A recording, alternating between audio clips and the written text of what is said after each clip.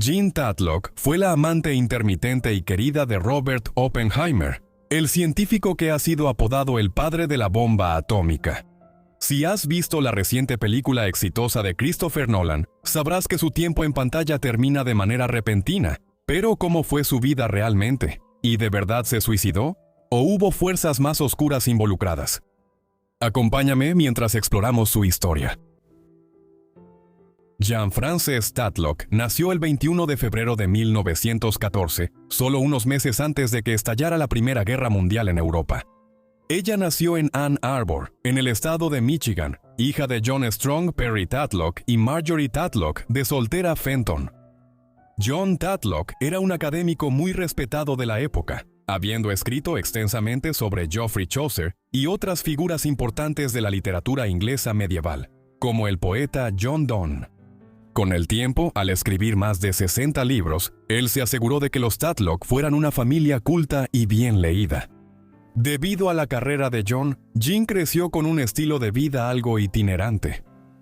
Ella había vivido en la Universidad de Stanford durante gran parte de su infancia, antes de que la familia se mudara a Harvard, en Massachusetts, a mediados de la década de 1920.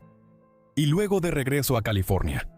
Justo cuando ocurrió el colapso de Wall Street y la Gran Depresión, en 1929. Todo esto sucedió mientras John Tatlock se trasladaba de un puesto académico a otro. La crisis económica que se extendió por Estados Unidos puso fin al glamour de los locos años 20 y moldeó las opiniones políticas de Jean para el resto de su vida. A pesar de que los años 20 fueron una década de moda, música y prosperidad económica, no todo era perfecto, ya que el crimen y los casos sin resolver seguían siendo altos. A principios de los años 30, Jean se involucró profundamente en el Partido Comunista de los Estados Unidos, una organización política que surgió en 1919 después de la Revolución Rusa y de una división dentro del movimiento socialista en el país. En Estados Unidos, el Partido Comunista estaba estrechamente vinculado al movimiento obrero y alcanzaría su mayor influencia entre los años 30 y los años 50. Jean se convirtió en escritora para el Western Worker, un periódico publicado por el Partido Comunista, mientras asistía a la Facultad de Medicina de Stanford a mediados de los años 30, habiendo completado anteriormente su licenciatura en Vassar College en Nueva York. En 1941, finalmente se graduó de Stanford como psiquiatra. A lo largo de los años, las asociaciones de Tatlock con el Partido Comunista tuvieron consecuencias considerables. Debido a estas conexiones, ella y Robert Oppenheimer estuvieron bajo vigilancia gubernamental continua durante la Segunda Guerra Mundial, lo que afectó negativamente la reputación de Oppenheimer y jugó un papel en la muerte de Jean. Fue mientras estaba en Stanford que Jean conoció por primera vez a J. Robert Oppenheimer y comenzó una relación con él. Oppenheimer fue uno de los grandes físicos teóricos de la época. 10 años mayor que ella, él se fijó en ella debido a su buen aspecto y también a su considerable intelecto. Oppenheimer declaró más tarde que realmente solo se involucró con ella a partir de 1936 y que incluso después de eso, la veía rara vez. Sin embargo, esto puede no ser cierto. Lo más probable es que la viera mucho más de lo que afirmó, ya que dijo esto en el contexto de ser interrogado por el gobierno de Estados Unidos sobre su posible implicación con el Partido Comunista. Sin embargo, siempre fue una relación clandestina. Nunca se casaron, y desde finales de los años 30, Oppenheimer estuvo más comprometido con Catherine Punin, con quien finalmente sí se casó en 1940. A pesar de su matrimonio, muchas personas que conocieron a Oppenheimer afirmaron que Jean fue la mujer a la que más amó en su vida, describiendo a Jean como su verdadero amor y diciendo que él le tenía una gran devoción. Oppenheimer incluso le propuso matrimonio a Tatlock 2 veces, pero ella lo rechazó ambas veces. Aunque Oppenheimer se casó con Catherine por varias razones, especialmente porque ella estaba embarazada y porque sus carreras estaban muy alineadas, si las cosas hubieran sido diferentes, tal vez se habría casado con Jean. Como han señalado sus biógrafos, Kai Bird y Martin Sherwin, Jean era una mujer de espíritu libre con una mente ávida y poética. Ella siempre era esa persona en la sala, sin importar las circunstancias, que seguía siendo inolvidable. Posiblemente fueron estas cualidades las que hicieron que Oppenheimer se sintiera tan atraído por ella.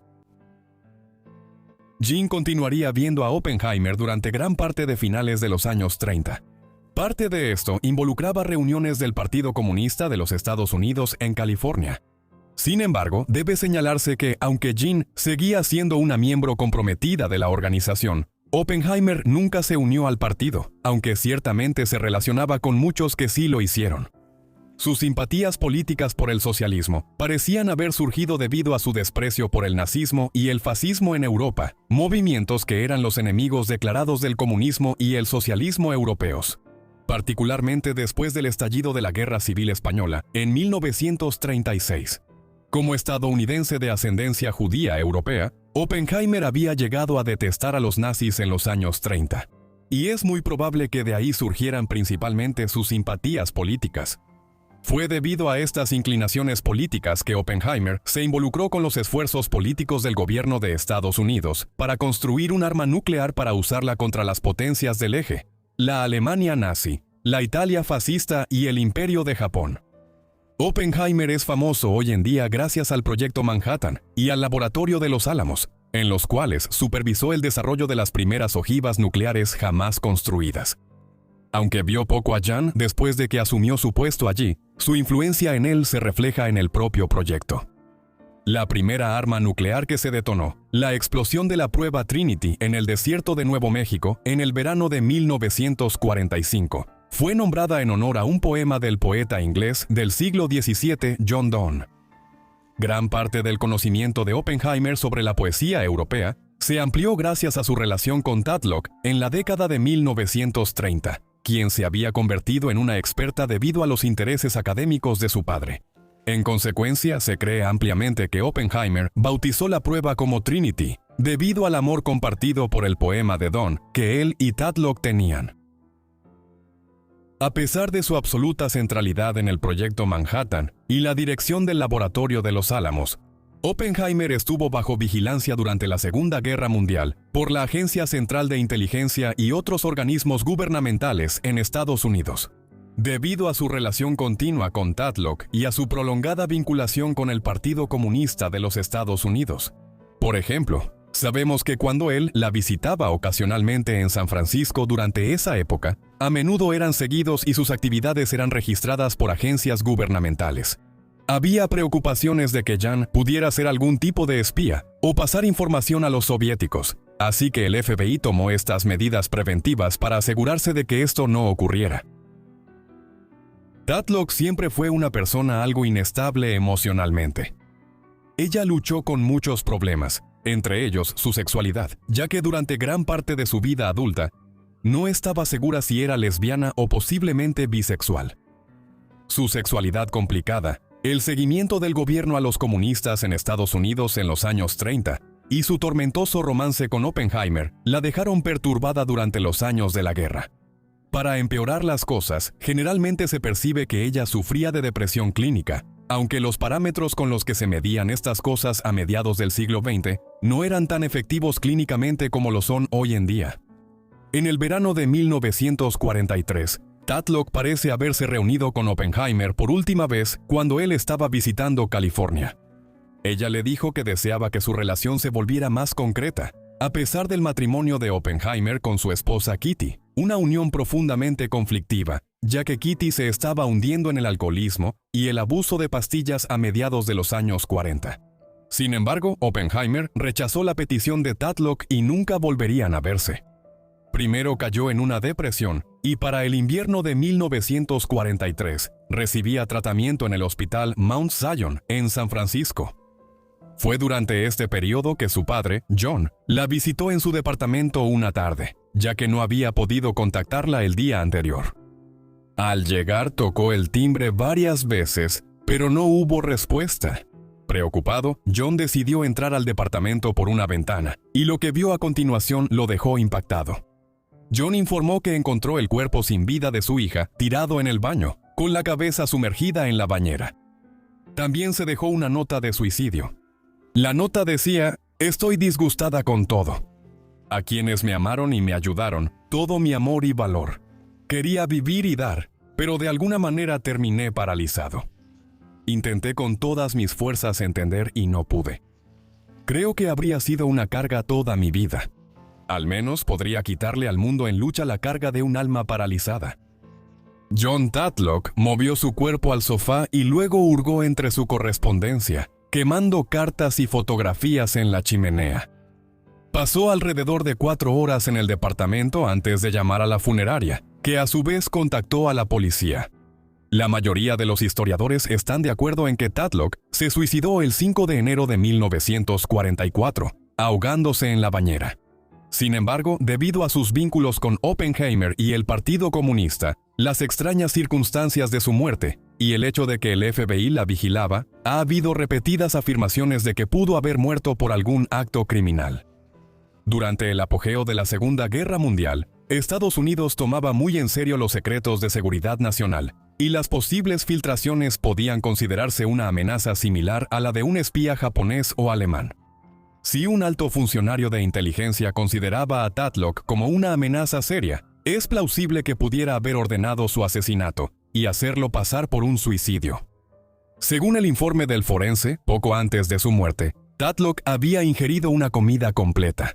Sobre esto, los biógrafos Bird y Sherwin escribieron: si era su intención drogarse y luego ahogarse, como doctora, tenía que saber que la comida no digerida ralentiza la metabolización de las drogas en el organismo. El informe de la autopsia no contiene evidencia de que los barbitúricos hayan llegado a su hígado u otros órganos vitales. Tampoco el informe indica si ella había tomado una dosis suficientemente grande de barbitúricos como para causar la muerte. Por el contrario, como se señaló anteriormente, la autopsia determinó que la causa de la muerte fue asfixia por ahogamiento. Los autores también afirman que estas circunstancias curiosas ya son lo suficientemente sospechosas, pero la información inquietante contenida en el informe de la autopsia es la afirmación de que el forense encontró un leve rastro de hidrato de cloral en su organismo. Si se administra con alcohol, el hidrato de cloral es el ingrediente activo de lo que en ese entonces se llamaba comúnmente un Mickey Finn, gotas para noquear. En resumen, varios investigadores han especulado que a Jean le pudieron haber dado un Mickey y luego la ahogaron a la fuerza en su bañera. Como se menciona en el libro Prometeo Americano, un doctor observó que si uno fuera astuto y quisiera matar a alguien, el hidrato de cloral sería la manera de hacerlo. Al final, sin embargo, no hay manera de estar seguro de que fue asesinada, ya que simplemente no hay suficiente evidencia. Sus restos fueron posteriormente cremados. Tenía solo 29 años cuando falleció. La vida y las acciones de Tatlock continuaron siendo un punto de controversia dentro de la vida política estadounidense en los años siguientes, debido a sus asociaciones con Oppenheimer. Aunque su relación había sido fugaz en ocasiones, y él mismo nunca se unió al Partido Comunista, a finales de los años 40 y principios de los 50, cayó bajo sospecha de haber sido de alguna manera simpatizante del movimiento comunista. Esto también se debía a que su esposa, Kitty, había sido miembro del movimiento en los años 30. Y cuando la Unión Soviética logró probar un arma nuclear unos años después de que Estados Unidos lo hiciera por primera vez, surgieron sospechas de que había habido un agente o espía soviético operando en el laboratorio de Los Álamos en Nuevo México durante la guerra. En consecuencia, la relación de Oppenheimer con Tatlock entre 1936 y 1943 llevó a sospechas sobre sus propias lealtades y su posible papel en el traspaso de información a los soviéticos. Pero no existe absolutamente ninguna evidencia de que hubiera alguna base para tales afirmaciones, y en realidad Oppenheimer fue señalado simplemente debido a la paranoia del pánico anticomunista en Estados Unidos en la década de los 50. Tampoco existe ninguna prueba que sugiera que Tatlock estuviera involucrada de alguna manera en una conspiración con el Estado ruso. Ella era simplemente una joven algo problemática que sentía una considerable simpatía por el movimiento obrero en Estados Unidos durante el contexto de la Gran Depresión de los años 30. Jean Tatlock ha sido retratada en el cine y la televisión en varias ocasiones, incluyendo la miniserie de televisión de 1980, Oppenheimer, la película de 1989, Fat Man and Little Boy, y, más recientemente, por Florence Pugh en la película biográfica de 2023, Oppenheimer. Muchas gracias a todos por ver este video sobre Jean Tatlock. Espero que lo hayan encontrado interesante. Si tienen alguna sugerencia, déjenla abajo en los comentarios. Y espero que estén suscritos y tengan las notificaciones activadas para recibir todos mis videos en cuanto los suba. De todos modos, eso es todo de mi parte, así que los veré a todos en el próximo video de Forgotten Lives. Gracias.